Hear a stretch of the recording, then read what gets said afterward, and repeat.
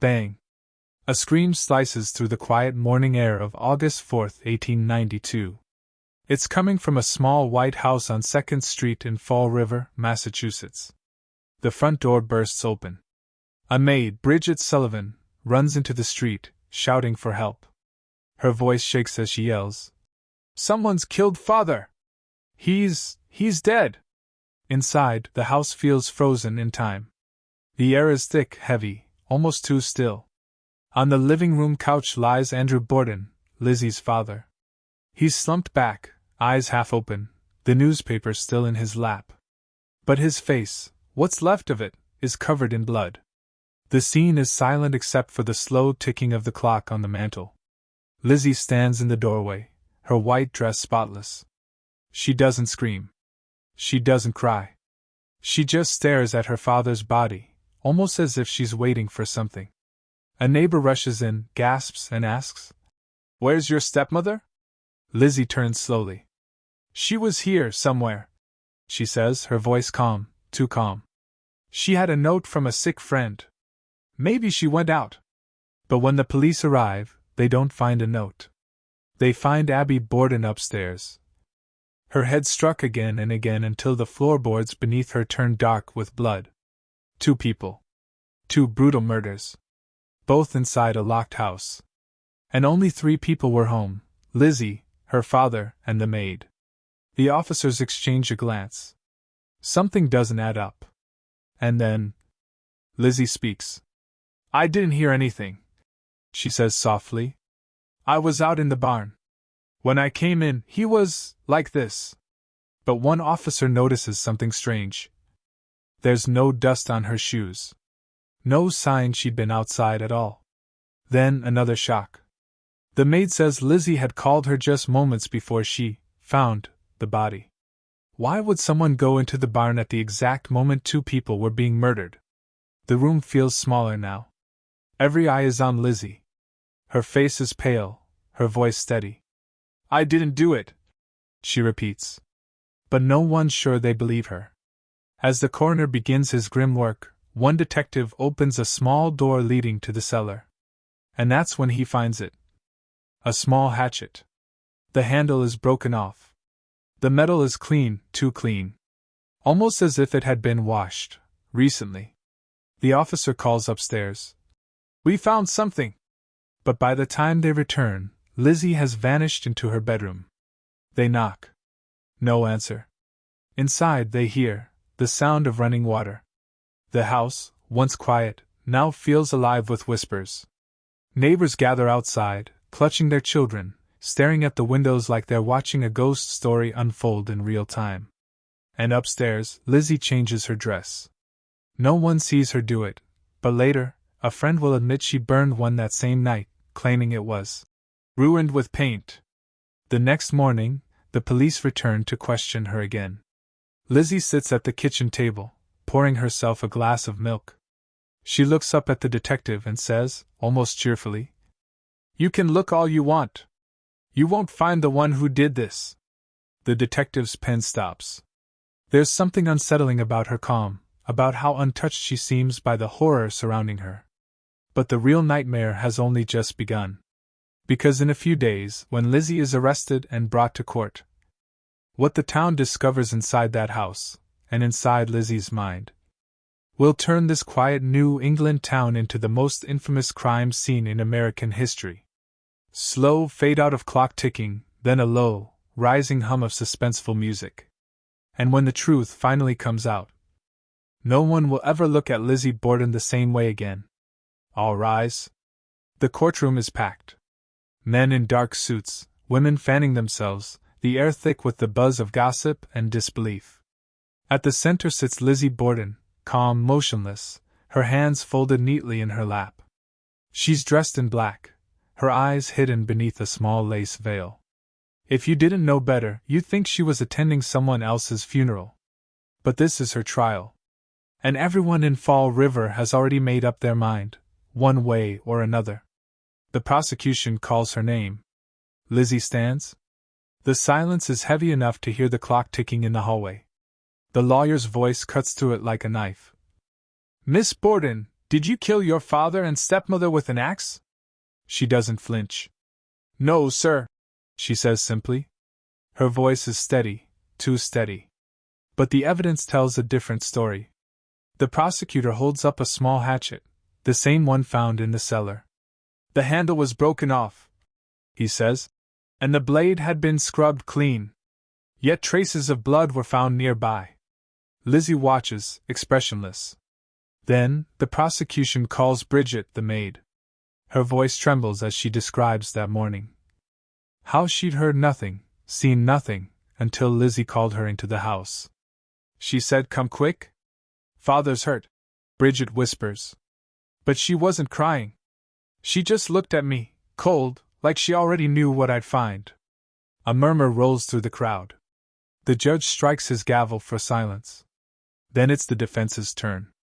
Lizzie's lawyer, a tall man with kind eyes, steps forward. "Ladies and gentlemen," he says, "this is a woman of good character. A Sunday school teacher. A daughter who loved her father. There's no proof she lifted that axe.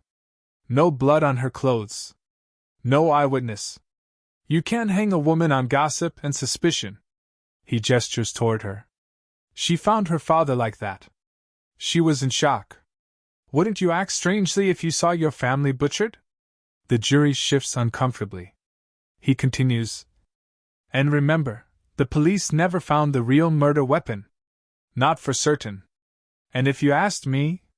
He pauses. "They never really looked beyond Lizzie." That night, newspapers across the country print the story in bold letters. Who killed the Bordens? Some say a stranger did it. Others whisper about Lizzie's resentment, how her father's strict control had trapped her in that house, a grown woman with no freedom, no escape. How she hated her stepmother, Abby, who she refused to even call mother. Neighbors tell stories of arguments. A door locked between rooms. A missing inheritance. A family falling apart behind lace curtains. The trial becomes a circus. Reporters line up outside the courthouse. People sell postcards of the Borden house. Children jump rope, chanting the rhyme. Lizzie Borden took an axe and gave her mother 40 whacks. The crowd laughs nervously, but no one's really laughing. Not when they hear what the police found next. A pharmacist comes forward. He testifies that, days before the murders, Lizzie tried to buy prussic acid, poison, claiming she needed it to clean a sealskin cape. He refused the sale. And 2 days later, her parents were dead. The courtroom gasps. But before the prosecution can press further, the judge strikes the testimony from the record. "It's not relevant," he says. The jurors are told to ignore it. Outside, though, the people can't. They whisper in corners, stare when Lizzie walks by. A monster to some, a martyr to others. Days turn into weeks. The lawyers argue back and forth, but no new evidence appears. No blood-stained clothes. No witness. No confession. And then, something strange happens. The judge calls Lizzie to testify. The crowd leans in. This is the moment everyone's been waiting for. But she never takes the stand. Her lawyer refuses, saying she's too fragile. The only words she speaks are whispered to him. And when the jury looks at her, they see not a killer, but a calm, grieving woman. The prosecution ends with a final plea. "If Lizzie Borden did not do this," he says, "then the killer walked out that door and vanished into thin air. Is that what you believe?" No one answers. Even the jury looks uncertain. The judge dismisses them to deliberate. Outside, thunder rumbles. Rain begins to fall against the courthouse windows. The town holds its breath. Hours pass. The doors finally open. The jury files in, faces unreadable. "Have you reached a verdict?" the judge asks. The foreman nods. "Yes, Your Honor. We have." He clears his throat. "In the case of the Commonwealth versus Lizzie Borden." The room is silent. Lizzie looks straight ahead, her hands folded tight. "We find the defendant." Sound cuts out. Just the heartbeat. 1, 2, 3 beats. Not guilty. The courtroom erupts. Some cheer. Some cry out in disbelief. Lizzie doesn't move. She just blinks, once. And then she smiles. The judge strikes his gavel, shouting for order, but the chaos has already begun. People rush from the courtroom, reporters scribbling furiously. Outside, the crowd shouts her name, some in anger, some in awe. Lizzie walks out into the sunlight, free at last. But as she passes through the courthouse doors, a woman in the crowd whispers, "She got away with it." Lizzie pauses. For just a second. Then turns, and smiles again. Because deep down, everyone knows. Freedom doesn't always mean innocence. Soft, slow music swells. The sound of footsteps fading away. But this isn't the end of the Lizzie Borden story. Not even close. Because what she did after the trial is what truly haunts Fall River to this day. It's 1893. The trial is over. Lizzie Borden is free. But in Fall River, no one celebrates. The townspeople watch her from behind curtains as she walks down the street. Children stop playing when she passes. Doors quietly shut. No one says it out loud, but everyone's thinking the same thing. She got away with murder. Lizzie returns to her family home on 2nd Street, but she doesn't stay long. She buys a new house on a hill, large, elegant, with tall windows and a big iron gate. She names it Maplecroft. It's the kind of home she always wanted, away from her father's strict rules, away from the whispers of her old neighbors. She fills it with fine furniture, art, and books. For the first time, she's living the life she dreamed of. But the dream doesn't last long. The whispers follow her. At the market, people avoid her gaze. At church, pews around her stay empty. And when she walks past the old courthouse, someone scrawls a message on the wall. Lizzie did it. At night, she keeps the curtains drawn.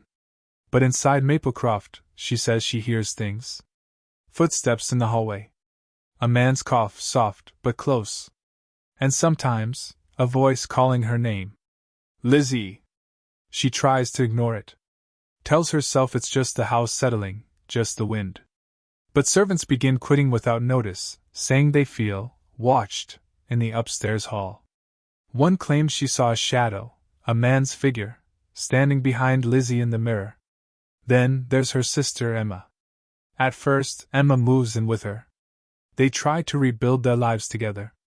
But as the weeks turn to months, something changes in Lizzie. She stops going out. Stops seeing friends. Sometimes she sits in the parlor for hours, staring at nothing, her hand resting on a small wooden box. One night, Emma wakes to find Lizzie standing in the doorway of her room, whispering to herself. When she asks what's wrong, Lizzie turns and says, "He's here again." "Who's here?" Emma asks. Lizzie just smiles faintly. "Father." The next morning, Emma packs her bags and leaves Maplecroft for good. The sisters never speak again. Years pass. The town moves on, but the legend grows.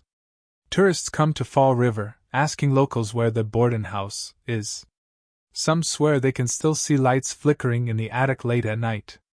Others claim they hear the faint echo of an axe striking wood. Lizzie stays in Maplecroft, alone except for a single housekeeper. She hosts the occasional tea party, dresses well, and pretends not to notice the looks people give her. But inside, she's trapped in her own story. A story that won't let her go. In her later years, she tries to make friends again, gives money to charities, supports theater groups, even adopts stray animals. But no one ever really lets her back in. To them, she'll always be that woman. The one who may, or may not, have killed her family. And then, one quiet June morning in 1927, it ends. The maid finds Lizzie in her bed, still and pale, a faint smile on her lips. No struggle. No sign of pain. Just gone. A week later, her sister Emma dies too, hundreds of miles away. The newspapers call it coincidence. Others call it fate. When the townspeople hear the news, they don't cheer. They don't mourn either. They just whisper the old rhyme again, the one every child still knows by heart. Lizzie Borden took an axe and gave her mother 40 whacks. When she saw what she had done, she gave her father 41.